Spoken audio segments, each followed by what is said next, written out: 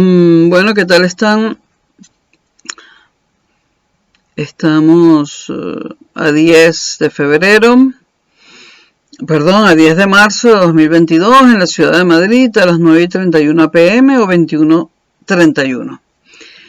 Voy a cambiar radicalmente de tema respecto al último video que grabé, que acabo de subir a este canal, que era sobre la segunda mitad del reinado de Felipe V y las relaciones internacionales de Felipe V. Pero creo que no les hablé de la primera mitad. Bueno, en todo caso voy a grabar otro después de este.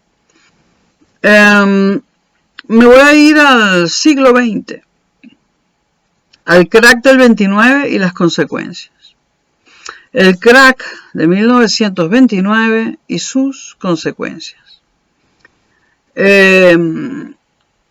El famoso crack de 1929 comienza en Estados Unidos y es la primera, digamos, se podría decir que es la primera crisis económica global porque afecta al mundo entero.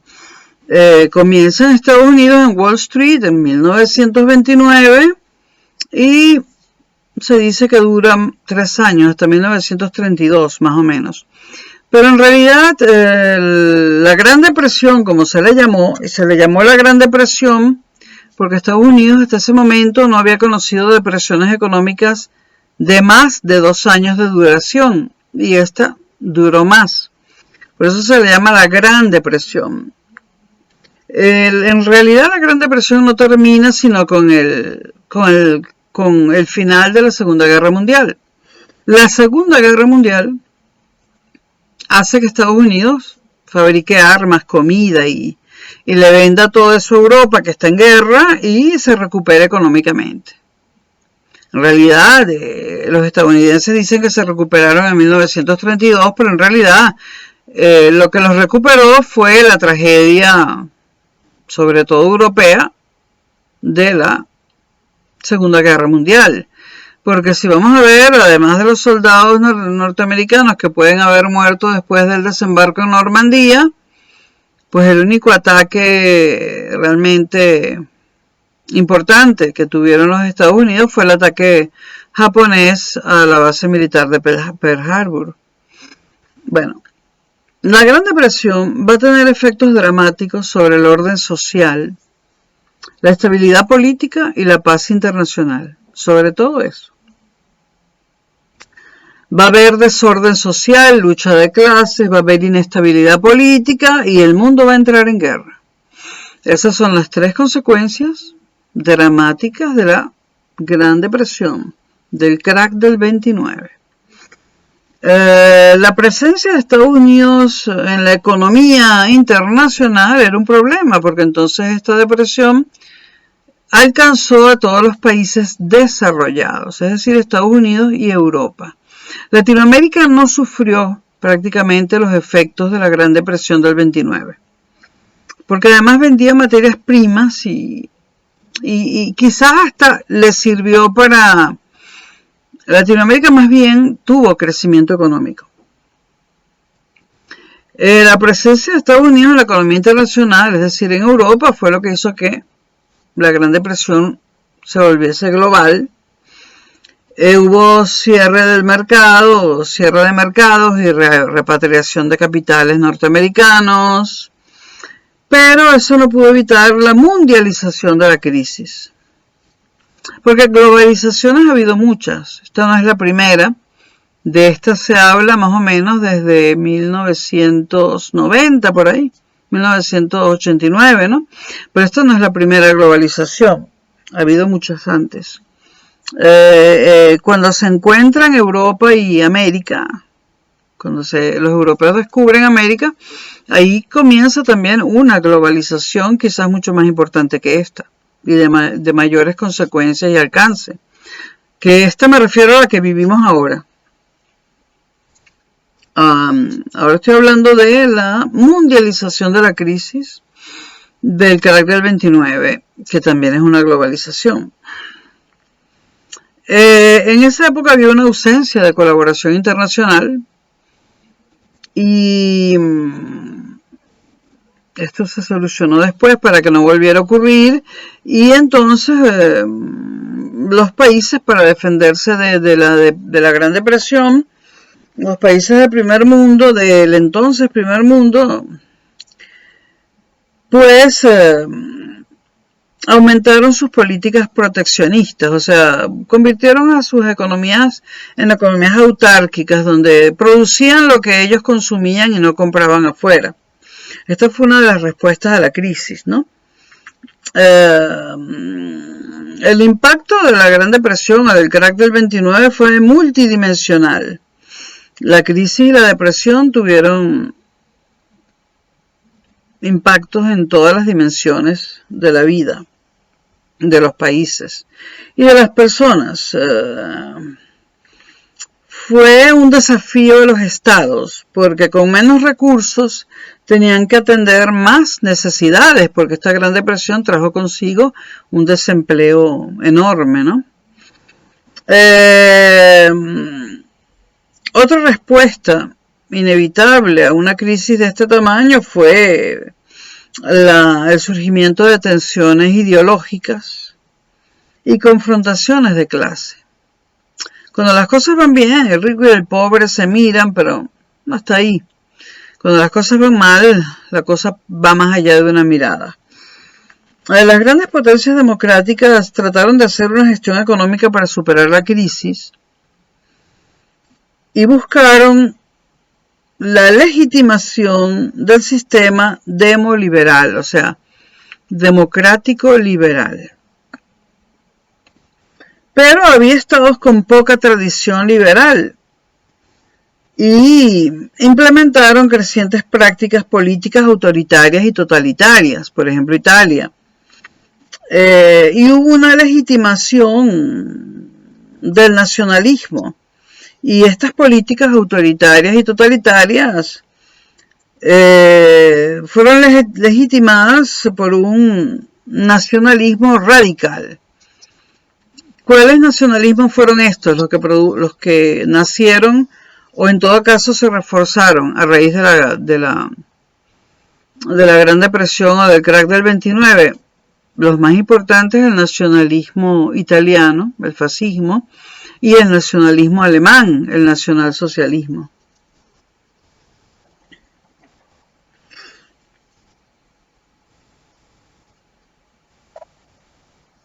La pervivencia de la democracia se vio en peligro debido al crack del 29. En Estados Unidos, Hoover, que había mantenido una política intervencionista del gasto público, ¿no?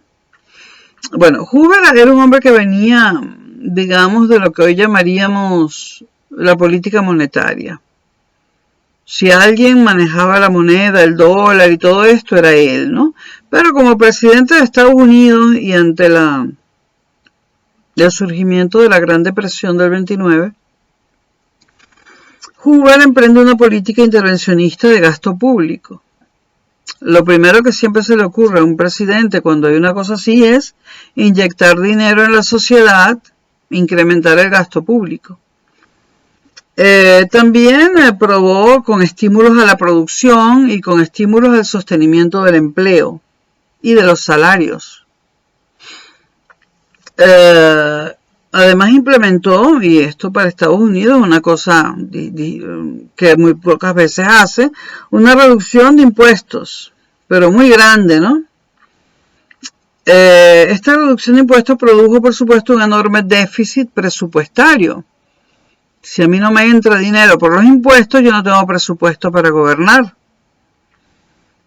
Y este déficit se acentuó en noviembre de 1932. Luego vino Franklin Delano Roosevelt, que implementó un intenso reformismo y reforma constitucional. No tuvo más remedio que hacer el famoso New Deal o el nuevo trato. El New Deal es el contrato social, esa cosa que inventó Rousseau, o ese concepto que inventó Rousseau, que digamos que es un contrato entre el gobierno y la sociedad de cómo va a funcionar la cosa, de cómo va a funcionar la economía, la política y la sociedad. El viejo trato no se sostenía con esta crisis y Roosevelt implementa esto que se ha dado por llamar The New Deal, el nuevo trato, traducido literalmente, ¿no? Lo primero que hace Roosevelt es abandonar el patrón oro en junio de 1933 y devaluar el dólar en un 40%. El abandono del patrón oro fue un acontecimiento importantísimo, porque hasta 1933 tener dólares era como tener un lingote de oro debajo del brazo. No había ninguna diferencia entre los dólares y el oro. Y la gente prefería los dólares porque ocupan menos espacio que los lingotes de oro. En este momento se abandona el patrón oro, lo cual complicó la economía muchísimo y por eso hoy en día es tan complicada. Y los cálculos se han vuelto complicados y ya no sabemos exactamente cuánto cuesta producir algo, ni cuál es el precio de ese algo, y ni cuál es el valor. Recuerden que valor y precio no están relacionados necesariamente, salvo excepciones. Y excepciones que son a la inversa, por ejemplo, el agua, que es una cosa de la que siempre se habla. El agua para beber, el agua potable, es muy barata. Sin embargo, sin agua no podemos vivir, es lo más importante que hay. Debería ser carísimo, dado su valor.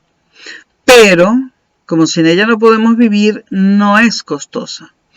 No estamos hablando de la falta de agua en África, estamos hablando del mundo medio civilizado, ¿no? Y esto es un ejemplo que casi siempre se pone para que se note la diferencia entre precio y valor. ¿Cuál es el valor del agua? Incalculable, infinito. No se le puede poner un número. Infinito. Pero ¿cuál es su precio? Tiene un precio.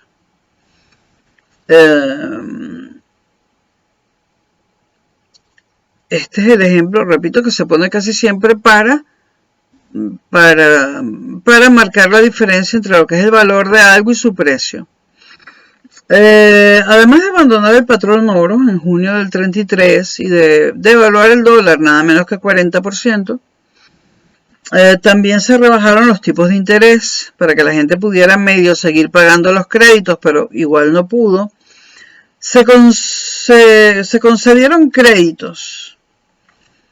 Por primera vez el gobierno de los Estados Unidos ejerció un control sobre la banca. O sea, el gobierno de los Estados Unidos se vio forzado por primera vez en su historia a implementar controles sobre la banca privada y garantía para los depósitos. Medidas contra la especulación financiera y bursátil, además.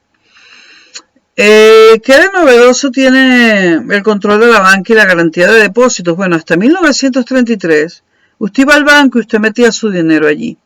Si el banco se arruinaba, usted se quedaba sin dinero, cero, y el banco no le pasaba nada.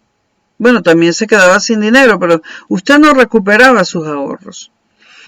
Cuando comienza en 1933 y en Estados Unidos la regulación de la banca y se implementa la garantía de los depósitos, todos los países del mundo, viendo, además era una demanda popular a nivel mundial, viendo lo que estaba pasando, decidieron crear un organismo de garantía de depósitos. Por poner un ejemplo local, Venezuela creó el FOGADE, que yo no sé si se llama así ahora, porque es que la banca venezolana ahora, pues el Banco Venezuela, y creo que hay un solo banco internacional que es el Bilbao Vizcaya, bueno. Pero Venezuela en aquella época creó FOGADE, el Fondo de Garantía de Depósitos, y si quebraba un banco, el FOGADE, que era del Estado, te devolvía el 10% de tus ahorros. FOGADE solamente almacenaba en sus bóvedas el 10% de los ahorros de cada persona. O sea que tú, si quebraba un banco, podías perder 90%. A lo mejor el banco te daba algo, si no quebraba del todo, y FOGADE te daba el 10% que él tenía ahí retenido. A partir de ese momento de que se crearon los fondos de garantía bancaria, de garantía de depósitos bancarios, los bancos no pudieron hacer negocio con con todo lo que depositaban ahí los ahorristas, con el 100%, no.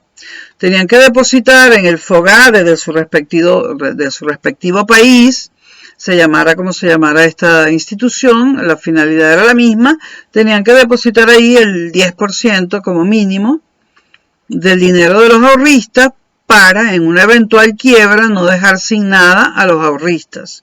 Y ahí comienza el control estatal de la banca privada.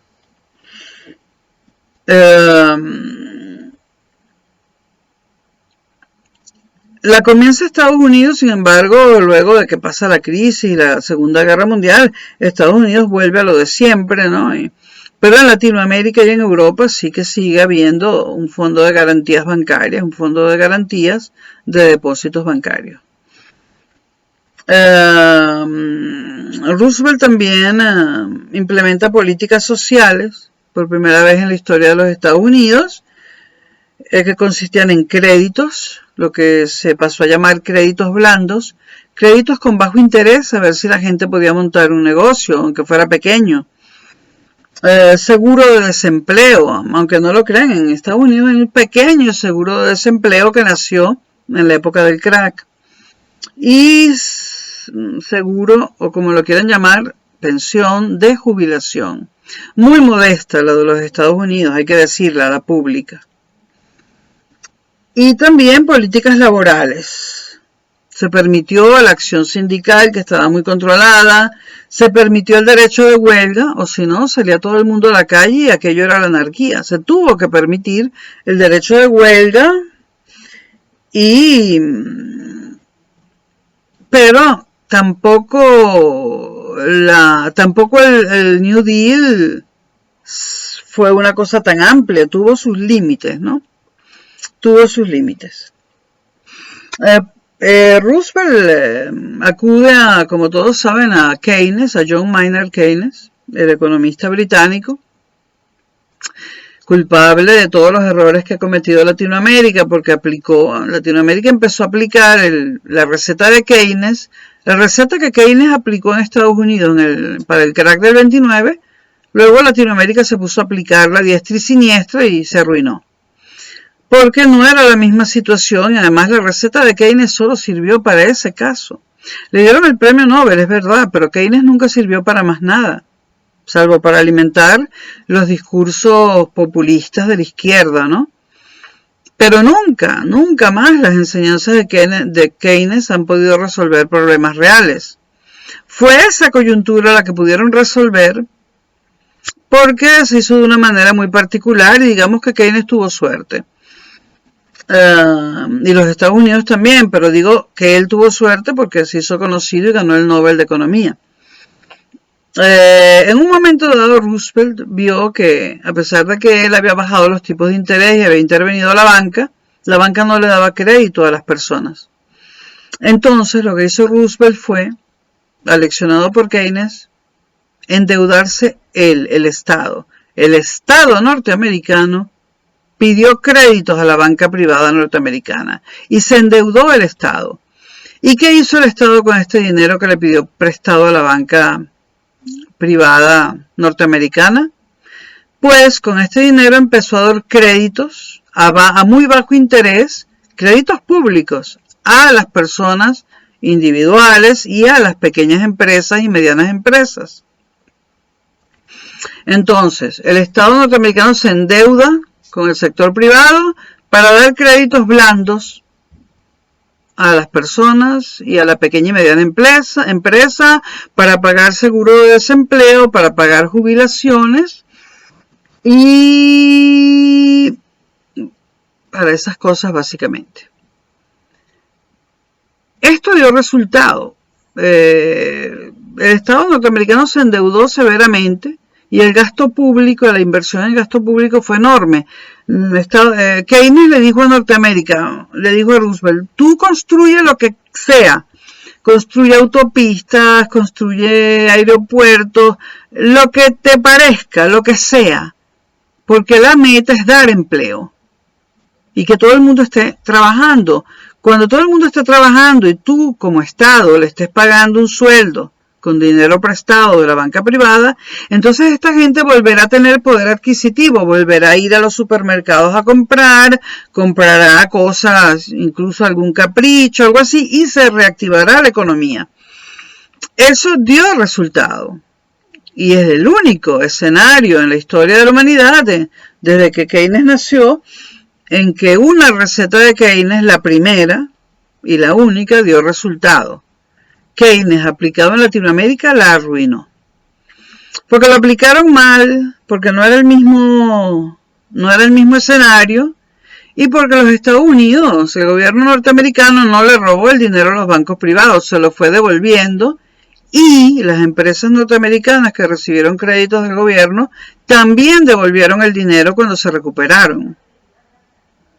Entonces, Keynes funcionó para el crack del 29 porque los norteamericanos devuelven el dinero prestado, tanto el Estado como las personas. Lo cual no podemos decir de Latinoamérica. Y ahí está la diferencia. Por eso Keynes fracasó y fracasará siempre en Latinoamérica. Hay gente que admira mucho a Keynes. Lord Maynard Keynes perteneció al famosísimo grupo de Bloomsbury, grupo de intelectuales y artistas ingleses de la época. La figura quizás más conocida de este grupo fue Virginia Woolf, aunque realmente el grupo gravitaba alrededor del esposo de Virginia Woolf, Leonard Woolf, que tenía un periódico de él, privado, con su propia imprenta y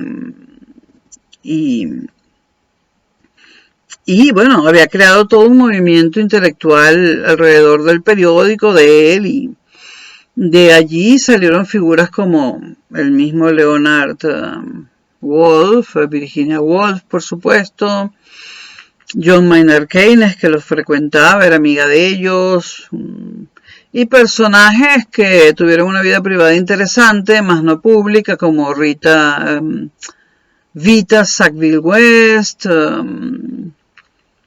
ahora no recuerdo en este momento, Violet Dreyfus, y numerosos intelectuales, académicos y artistas de ese momento. El grupo de Bloomsbury. Yo en Venezuela en los años 80 yo decía que el grupo Guaire y el grupo Tráfico, liderados por Rafael Arraiz Luca, que son de mi generación, Yolanda Pantin, Armando Rojas Guardia y toda esa gente, y ahí había un mujerero y todos tenían la misma, todas esas mujeres tienen, porque la mayoría siguen vivas, si no todas, la misma orientación sexual de Virginia Woolf, que como sabemos su matrimonio con Leonard Woolf fue un matrimonio de conveniencia. También el matrimonio de Vita Sackville West fue un matrimonio de conveniencia, fue amante de Virginia Woolf. Bueno, entonces este grupo en Caracas en los 80 se las daba de tan importante. Había tantas lesbianas militando en esos grupos de poesía, y otras se las daban de cineastas, que la única que surgió fue Fina Torres, las demás se quedaron en nada. Bueno, Mariana Rondón, que finalmente logró hacer un largometraje, Pelo Malo, ¿no? Que yo lo vi aquí en Madrid. Aunque Mariana Rondón no anda mucho con la otra parte de las mujeres estas del grupo, porque ellas son cifrinas y Mariana Rondón es de extracción humilde y morena, ¿no? Y bueno, aquí en este grupo es un grupo cifrino. Yo lo llamo el grupo, yo para meterme con ellas, como crecí con muchas de ellas fueron mis compañeras de colegio, de urbanización y de juegos infantiles, yo para meterme con ellas, que consideraban que yo no tenía una posición económica y social lo suficientemente notable como para pertenecer a tan distinguido grupo, ¿no? Yo desde que tenía unos 20, 25 años, cada vez que tropezaba con ellas en un taller literario, en un recital de poesía, en una galería, yo decía, pero bueno, si aquí tenemos a las que se creen que son el grupo de Bloomsbury en la Inglaterra de los años 20, que no se dan cuenta que esto es Caracas, que estamos en el trópico y que aquí no hay ningún grupo de Bloomsbury y mucho menos va a haber un premio Nobel de Economía, ¿no? Ni una escritora que va a ser tan famosa como Virginia Woolf, ¿no? Y ellas todavía están molestas porque siguen vivas, ¿eh? A pesar de los múltiples intentos de suicidio que dicen haber practicado. Y lo dicen sus familias también, pero es que no se han muerto en ninguno. Si acaso han intentado suicidarse, es que están vivas todas, menos una que llegó más tarde y se unió a ese grupo, pero llegó más tarde. La conocimos porque un día fue a una sesión de un taller literario que se daba en la Galería de Arte Nacional. Llegó más tarde, a esa edad, 5 años más tarde es mucho tiempo, 7 años más tarde es mucho tiempo, 8 años más tarde es mucho tiempo, a esa edad, antes de los 30. Y ella, la que llegó más tarde, fue Miriam Conrad, a quien yo conocí en 1990 y que lamentablemente se suicidó en 1997. Y a la que yo considero la mejor poeta de esa generación. Miriam Conrad y yo teníamos la misma edad. Miriam Conrad anunció su suicidio todo el tiempo. Dijo cómo se iba a suicidar, cuándo y dónde. No cuándo, dijo que se iba a suicidar. Y dijo cómo y dónde. Y lo siguió diciendo de la manera más seria que...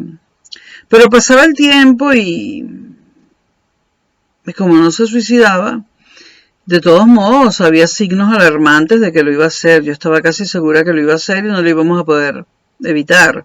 Su comportamiento cada vez era más extraño, ¿no? Ya era extraña cuando yo la conocí, ya su comportamiento no era, entre comillas, normal. Pero, por ejemplo, un día yo subiendo con mi carro hacia la Cota 1000 por la Castellana, en esa pequeña redoma que hay en la Castellana, frente a ese... ¿Cómo es que se llamaba esa pizzería? ¿Alguien se acuerda? La pizzería esa que tiene sopo 200 años más vieja que yo.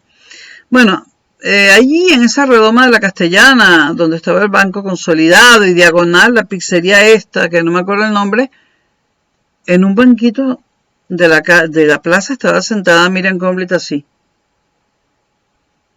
Y bueno, en Venezuela una cifrina no se sienta en una redoma así. Y luego, en la noche, recibí llamadas telefónicas donde alguien me decía, mira, bajé por la Cota 1000, por la Castellana, a la hora tal, y vi a Miriam Conrad sentada allí como una estatua. Yo le dije, pero si yo subí hacia la Cota 1000 3 horas antes y también la vi. Y bueno, la vimos mucho, vimos mucho. Bueno, luego una vez yo iba con una amiga y me la encuentro en la cola del cine, en el Ateneo. Eso fue como en el año 96, 97. No, en el 97 se suicidó, pudo haber sido en el 96. Poco antes de suicidarse, ya estaba en la cola para ver una película en la Margot Benacerraf. La película era Días Contados. Nunca lo olvidaré. Y entonces ella nos ve y nos conocía a ambas, ¿no? Pero ella nos ve y mi amiga Blanca se pone roja y me dice, no le hables. Blanca estaba roja, nerviosa. Y yo le digo, ¿por qué? Y me dice Blanca, mírala, está asustada, le pasa algo. Entonces Blanca me dice, cada vez que yo veo a esta mujer, me pongo muy nerviosa. Y no la saludé, ella me miró y volteó. Y yo no sé si hice un gesto imperceptible, algo así como, porque sí estaba verdaderamente extraña. Compramos éramos como 6 o 7 personas en el cine. Entramos a la sala de cine y ella se sentó como en la 4ª, 5ª fila y Blanca y yo hacia atrás, como en la mitad de la segunda parte, ¿no? En la mitad de la segunda parte de la parte más alta de las butacas, ¿no? De la sala. Era una costumbre nuestra, o sea, yo todavía no usaba lentes y debido al estado de la vista que teníamos Blanca y yo, pues desde allí veíamos mejor. y seguramente pues Martha Corby veía mejor desde la cuarta o quinta fila. Pero no nos sentamos detrás de ella para molestarle, mucho menos. Blanca y yo estábamos comentando, Blanca me decía, parece que es una película sobre sobre ETA, perdón. Y yo le decía, yo no tengo idea, pero vi el cartel publicitario y enseguida la quise ver. Y bueno, estábamos hablando realmente de la película, pero veíamos que Martha Corby de vez en cuando giraba la cabeza imperceptiblemente, casi no la movía, era algo así. Y entonces Blanca me decía, cree que estamos hablando de ella. Y yo le digo, ¿tú crees? Estoy segura, me dice Blanca, ella está loca. Y yo le dije, tal vez la debimos saludar con más efusividad. Me dice Blanca, no, se puede suicidar, ¿no? Bueno, total, empieza la película y como a los 5 minutos, Martha Corby se levanta y se va. Se sale del cine. Luego una profesora de la Universidad Central dijo que Martha Corby solía asistir a sus clases de vez en cuando, que siempre llegaba tarde y que entraba de una manera lateral, que entraba de forma de ser imperceptible, pero de tanto querer no darse a notar, todo el mundo se daba cuenta de que había entrado una persona diferente, por decirlo así. Al parecer ella tomaba algunas asignaturas de letras en la central, aunque era periodista, comunicadora social graduada en la Católica. Nunca trabajó, era una mujer muy rica, había heredado mucho dinero y era judía.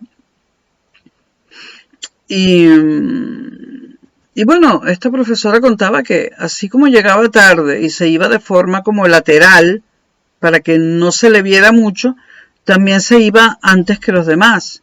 Y luego nos contó una chica que hacía el posgrado en literatura latinoamericana en la Simón Bolívar, que también iba a esas clases y lo mismo, llegaba tarde, entraba tratando de no llamar la atención y salía igual, pero es que ella siempre llamaba la atención porque era extraña.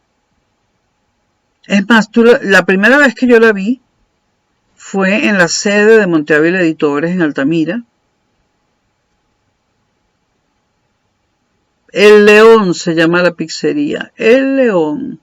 Bueno, y yo estoy sentada en un sofá en la recepción, en el vestíbulo de Monte Ávila Editores en Altamira con un amigo y entra una mujer, mira a la derecha y por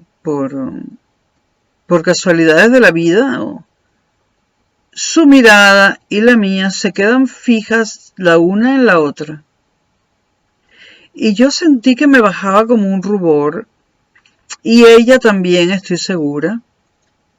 Y entonces yo estaba con un amigo que ya ha fallecido, y yo le digo a este amigo, es la primera vez que veo a esta mujer, no sé quién es. Solo te puedo decir que sufre de lo mismo que yo, pero más grave. Y que es una judía descendiente de centroeuropeos, porque es que no puede ser otra cosa. Esa mirada penetrante, lúcida, bella y terrible al mismo tiempo, esa gravedad es la gravedad típica de una poeta de origen judío centroeuropeo nacida en Latinoamérica. Todas son así. Es un fenómeno que ha habido en Latinoamérica.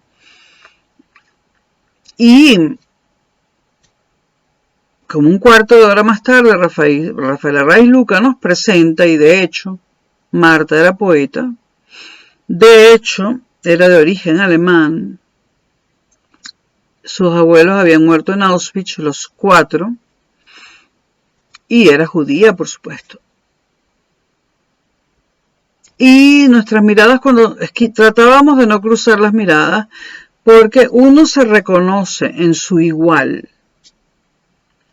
Yo también era eso que llaman una suicida, una poeta suicida, solo que yo era una poeta suicida que no se quería suicidar. Y cuando yo conocí a Marta supe que ella sí lo haría. Yo no sabía si yo lo iba a hacer. Yo cargaba, como se suele decir en España, yo cargaba mis cruces, pero intuía que las de ella tal vez eran menos pesadas o más, no lo sé. Pero ella no era capaz de vivir con esas cruces y yo tal vez podría durar un poco más en este mundo con esas cruces. De hecho, duré mucho más que ella y sigo durando. Cuando Marta se suicidó, ambas teníamos 37 años. Hasta allí llegó su vida y la mía ya va en septiembre a ser 62 años. Porque Marta no quiso hacer lo que tiene que hacer un suicida, un poeta suicida. Un poeta suicida, si no quiere morir, tiene que renunciar. Si no quiere matarse, tiene que renunciar a la poesía. Y cuando se tiene ese talento para ese tipo de poesía, porque Neruda no es poesía, estamos hablando de la poesía como síntoma de una enfermedad psíquica. Eso es un privilegio, es una enfermedad privilegiada. Cuando uno la tiene, uno lo sabe desde que nace. Y hay una manera de evitar el suicidio, y es renunciando a la poesía, renunciando a ese drama y a todo ese misterio que te envuelve, ¿no? Porque ¿quién era yo a los 20 años? A los 20 años yo era una joven delgada, delgadísima, prácticamente me preguntaba la gente si yo era, porque era extremadamente delgada, si yo era, ¿cómo es que se llama esto? Bueno, yo era una mujer joven, con el pelo larguísimo, la tez blanca, muy pocas veces estaba bronceada, delgada, extremadamente delgada, seria, y siempre vestida de negro. Yo era un fantasma vestido de negro que recorría el Ateneo de Caracas, la Cinemateca, el Cine Prensa, el Centro Plaza, por el cine, el Café Margana, el Gran Café de Sabana Grande, los pasillos de Parque Central, me quedaba viendo los ensayos de danza del penthouse, creo que era del edificio Catuche, desde un mirador que había. Era un alma en pena, como Marta, aunque no la conocí a los 20. Nos conocimos cuando ambas teníamos 30. Pero yo he sabido renunciar. Se me acusa. Ellas me acusan porque siguen unas cuantas suicidas por allí. Ustedes pensarán, bueno, pero si tienen tu edad, tampoco se suicidaron. Sí, pero no renunciaron. No renunciaron al goce, que es el término que usan los psicoanalistas. No renunciaron al goce porque siguen viviendo de la misma forma. Algunas de ellas están en Nueva York, vestidas de negro. Tienen un gato llamado Felipe. El gato siempre es un gato misterioso. Se cambian el nombre. Usan seudónimos para que nadie sepa que son homosexuales. Somos unas viejas. Tenemos todas más de 60 años.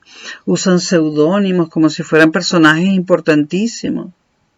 Que el mundo no puede saber que están viviendo con otra mujer porque sus grandes carreras, que son inexistentes, se arruinarían. Y entonces yo las pongo muy nerviosas. Hemos coincidido en Madrid, en recitales de poesía, estas cosas, y cuando me ven se ponen pálidas. Ni hablan, están a punto de desmayarse, porque es que llega la que nunca se suicidó, la que dejó de tener el pelo corto, la que dejó de vestirse de negro, la que coloca fotos de comida, cosa que les parece terrible, en Instagram, la que se acostó con todo el mundo, con todo lo que fuera necesario con tal de no matarme. la que buscó el amor desesperadamente y ellas decían, no tienes clase, no se puede mendigar amor, no tienes clase. Pues yo lo mendigué, me arrastré por amor, escribí poemas de amor, me arruiné por amor, di serenatas. Yo en medio de la calle en Caracas, una serenata a otra mujer y yo abajo. Llevé mariachis a la ventana de las mujeres.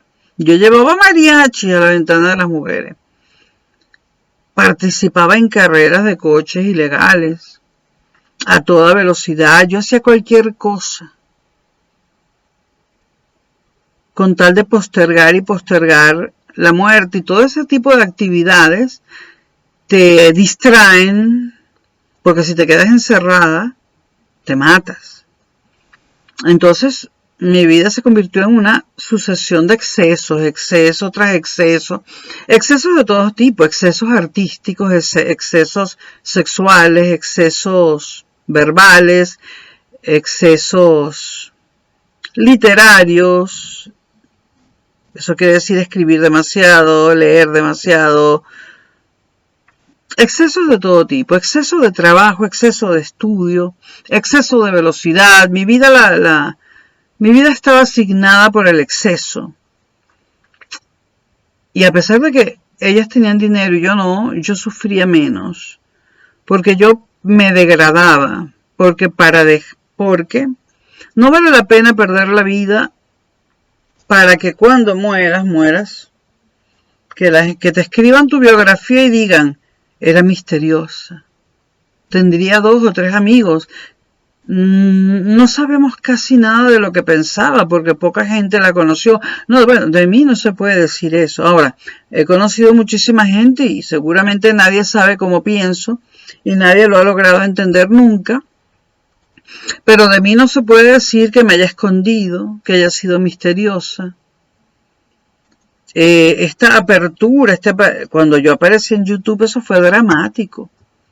Yo recuerdo a Dina Piera, no voy a decir el apellido, la poeta venezolana que vive en Nueva York ahora, y desde hace mucho tiempo, Dina Piera me decía, no, me decía por email, no, por favor, quita ese video, has grabado un video, apareces allí.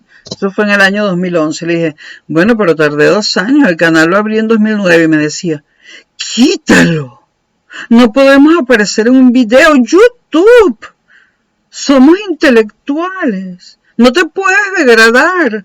Y estaba en pánico, entró esa mujer y me dejó de hablar.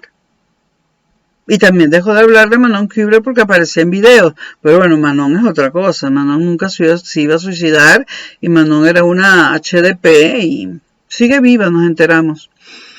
A su familia la tiene controladita, encerradita y lejos de los ordenadores y de los móviles.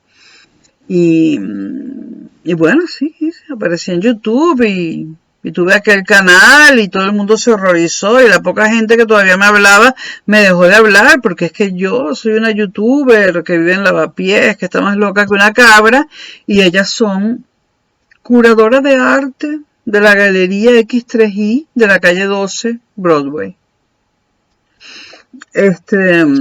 Embajadora, coño, por favor, mijita, ¿qué embajadora vas a ser tú? Embajadora de Guaidó en Luxemburgo, donde Venezuela nunca había tenido embajada nunca, pero nunca está en Luxemburgo. Ella anda entre Caracas, Buenos Aires y Nueva York, donde vive. Es la embajadora de Guaidó en Luxemburgo. Su vida privada no puede trascender, pero la conoce todo el mundo, la vida privada. Bueno, el grupito. Total que el grupo de Bloomsbury caraqueño, tropical, bueno, no se estableció en Londres, pero están casi todas en Nueva York. Y hay una en Londres que viaja todo el tiempo a Nueva York, por supuesto, ¿no? Y hay unas cuantas en Madrid. Entonces, cuando nos encontramos en Casa de América, eso es en los recitales de poesía. Yo fui al último recital de poesía, donde sabía que iba a haber venezolanos y venezolanas, que son las peligrosas, en 2016 en Casa de América, ahí en las Cibeles.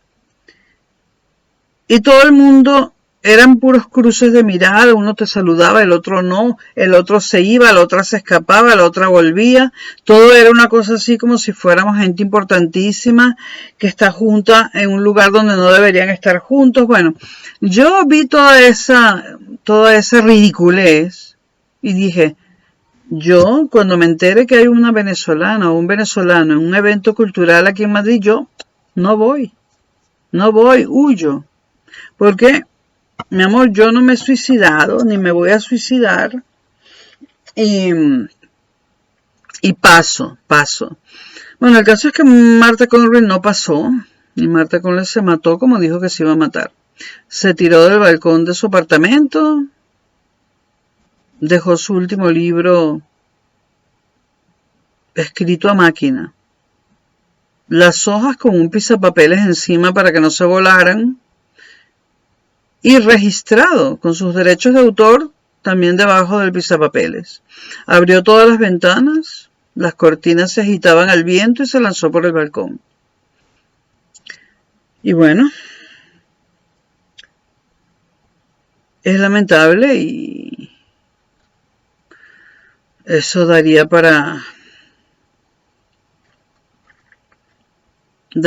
muchos videos o para ninguno, no lo sé realmente.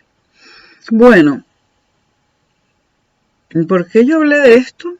Estaba yo hablando del New Deal. Bueno, los Estados Unidos, a pesar de que dieron créditos blandos, hicieron políticas sociales y eso, cuando termina la Segunda Guerra Mundial vuelven al liberalismo, ¿no? Las pensiones en Estados Unidos son, primero que hay poquísimas, ¿no? Y las públicas, y son unas cantidades así como las de Maduro, sinceramente, ¿no? El paro de desempleo en Estados Unidos es una cantidad ridícula, con eso te comes una hamburguesa y el resto del mes no haces nada, para el que lo tiene además. En cambio, cuando Europa sale de la Segunda Guerra Mundial, Europa entiende, y lo entiende primero que nada la Gran Bretaña, Inglaterra, Reino Unido. Gran Bretaña entiende que para que no vuelva a suceder una guerra así, para que no vuelva a haber una lucha de clases así, porque había tres bandos, Rusia, los fascistas y los aliados, pero era una guerra ideológica, era una lucha de clases. La Segunda Guerra Mundial fue una guerra de clases. Entonces, para que eso nunca más ocurriera, no se podía permitir, dijeron los ingleses, que nunca más, debido a una crisis económica, la mayoría de la población de algún país cayera en la miseria total y absoluta, porque eso solo podía provocar violencia y una guerra. Entonces, los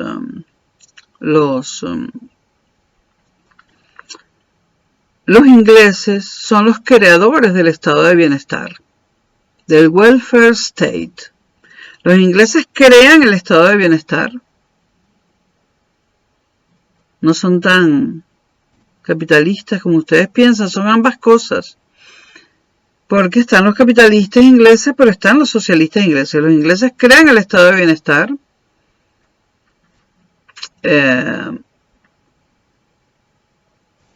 Ya antes de la Segunda Guerra Mundial habían empezado a surgir partidos socialistas que no comunistas, porque en un primer momento Europa se llenó de partidos comunistas, pero cuando llegó la idea del welfare state, que ya estaba siendo manejada antes de la Segunda Guerra Mundial, empezaron a nacer partidos socialistas por toda Europa. Allí nació en ese momento el Partido Laborista Inglés, el Partido Socialista Obrero Español, el Partido Socialista de Francia, el Partido Socialista de Alemania, que era el Partido Nacional Socialista de Alemania, era el partido de Hitler, pero era el Partido Socialista Alemán. No hay que perder de vista que el partido de Hitler era un partido socialista. Nacional socialista, pero socialista. Y bueno, nacen todos los partidos socialistas europeos. Y en Norteamérica se empiezan a diferenciar, que se parecían mucho, el Partido Republicano y el Partido Demócrata. Era siempre, el Partido Demócrata empezó a abogar por pensiones, aunque fueran pocas y bajas, seguros de desempleo, subsidios, aunque fueran pocos, y el Partido Republicano era ajeno a todo eso, ¿no? Entonces, termina la Segunda Guerra Mundial y Europa, en Europa, exceptuando España, porque estaba en manos de Franco, en Europa triunfan en las elecciones todos los partidos socialistas. ¿Se vuelve Europa comunista después de la Segunda Guerra Mundial? Bueno, la parte con la que se queda la Unión Soviética sí, pero se vuelve comunista Francia, la otra mitad de Alemania, Inglaterra, Italia, no, pero sí se vuelven socialistas, partidarios del estado de bienestar. Deciden que nunca más en Europa las mayorías de ningún país pueden terminar en la miseria, porque eso lleva directamente a la lucha de clases y eso lleva directamente a las guerras mundiales, que en realidad han sido 2 guerras civiles europeas, ideológicas, porque realmente la mitad de los alemanes eran socialistas y la otra mitad no, la mitad de los franceses eran socialistas y la otra mitad no. Fue una guerra entre países, así la venden, así la mercadean, pero era realmente una gran guerra civil. Una gran guerra civil fue la Segunda Guerra Mundial. Claro que está Japón metido, que eso es por otro motivo, y bueno. Pero digamos que en lo que es el contexto europeo fue una gran guerra civil. Y el welfare state, están orgullosísimos los ingleses de haberlo fundado, y en Inglaterra siempre habrá un estado de bienestar. No duden nunca de que en Inglaterra siempre habrá salud gratuita, educación gratuita, subsidios, paro de desempleo, ayudas sociales y todo lo que haga falta con tal de que nunca más Inglaterra vuelva a tener a la mayoría de su población en la miseria, para que nunca más vuelva a ocurrir una Segunda Guerra Mundial. Pero bueno, ahorita con lo de Ucrania la gente habla de una Tercera Guerra Mundial. Bueno, las causas serían otras, porque evidentemente en este momento histórico Europa no tiene grandes mayorías en ninguna miseria. En Europa la más pobre a lo mejor soy yo. Entonces, eso de que esta es una Tercera Guerra Mundial, esto es una guerra de otro tipo. Y bueno, ya veremos qué sucede, pero no es una guerra ideológica. Esto es más bien una guerra geopolítica, ¿no? Y es entre Estados Unidos y Rusia. Lo de Ucrania, bueno, Ucrania es simplemente lo que está en el medio y que lo usan para la guerra. O sea, realmente lo que están haciendo Estados Unidos y Rusia es luchando entre ellos fuera de su territorio. Decidieron que el campo de batalla entre Putin y Biden sería Ucrania, como de costumbre, no en sus territorios, en otra parte. Bueno, esto fue un brief, esto fue como una cosa rara en el medio de este video. Bueno, ya hablamos de las políticas sociales que intentó implementar Estados Unidos, que se endeudó el Estado para poder prestarle a los particulares, etcétera. Bueno, ¿qué pasó en Gran Bretaña con la crisis del 29 que ocurrió en Estados Unidos y se mundializó, como se decía en aquella época? Bueno, en Gran Bretaña al principio hubo respuestas moderadas y sostenidas.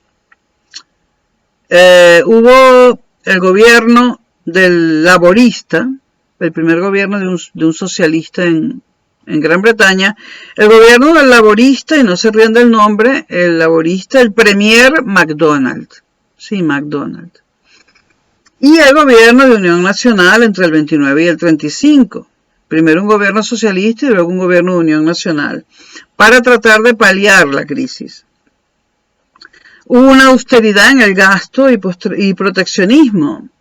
Libre cambio con el imperio. Cuando se habla del imperio era con el imperio inglés, el imperio británico, que todavía existía. Pero con nadie más. Hay una película llamada Brother, Can You Spare a Dime? Búsquenla, está en YouTube gratis, creo. Brother, Can You Spare a Dime? O sea, hermano, ¿me puedes regalar un dime? Aquella moneda de 10 céntimos que existía en Estados Unidos. Yo cuando vivía allí, déjeme decir, porque alguien me vendiendo un montón de cosas para pagar. Estoy vendiendo un montón de cosas para pagar la luz y dije, bueno, estas monedas ya no están en circulación, a lo mejor me dan algo por ellas, ¿no? Pero están aquí, no, esto está lleno de candados. Los candados de las maletas y de las mochilas cuando viajo. Yo tenía por allí dimes. Ah, ya sé, una casa.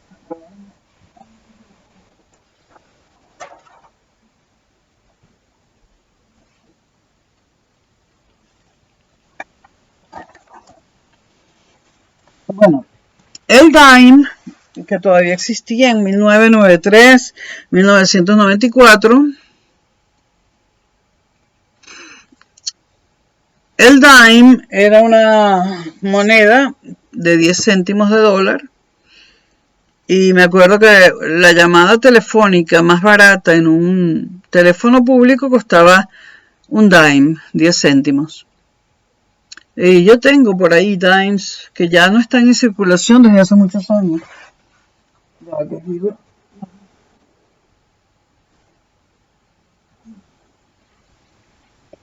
No es muy divertida la película, pero da el testimonio de una época en los Estados Unidos, de la época del crack. Brother, can you spare a dime? O sea, ¿puedes tú compartir 10 céntimos? ¿Puedes tú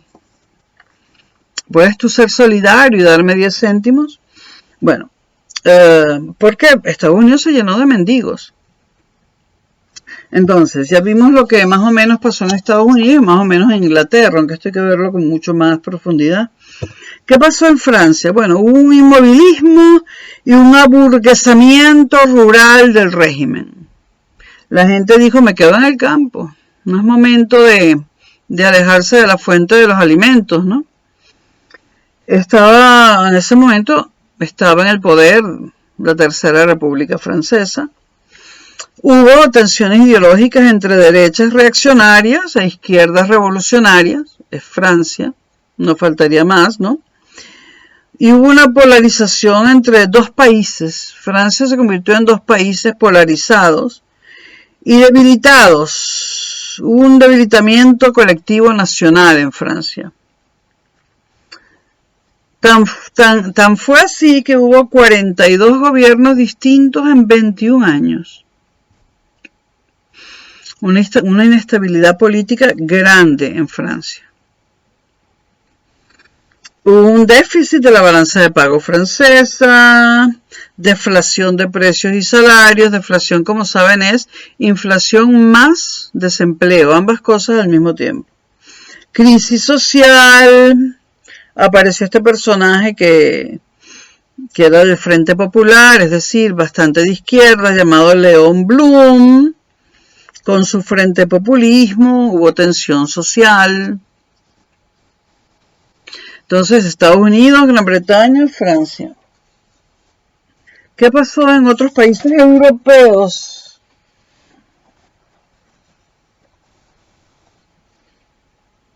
Esto lo voy a ampliar en otros videos.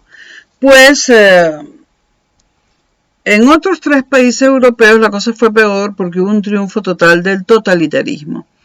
En Italia, que ya estaba Mussolini y su poder fascista, pues la crisis hizo que este poder fascista de Mussolini llegara a su máximo, a la culminación. Fue la culminación del poder fascista en Italia. El fascismo se repotenció con la crisis provocada por el crack del 29, el fascismo italiano. Tenemos entonces en Italia Mussolini y su estado totalitario y la economía italiana bajo el fascio. El fascio, como dicen los italianos, lo gobernaba y lo dominaba todo. Las relaciones internacionales del fascismo. El fascismo tuvo relaciones internacionales con países donde pasaban cosas parecidas y hubo el resurgimiento de afanes imperialistas, ¿no? Porque ha habido países europeos que nunca fueron imperios. El caso más conocido es Alemania. Alemania nunca fue un imperio. Bueno, fue un imperio cuando existía el imperio austrohúngaro, pero la palabra Alemania no estaba ahí. Realmente ese era un imperio austriaco al que pertenecía Alemania, ¿no?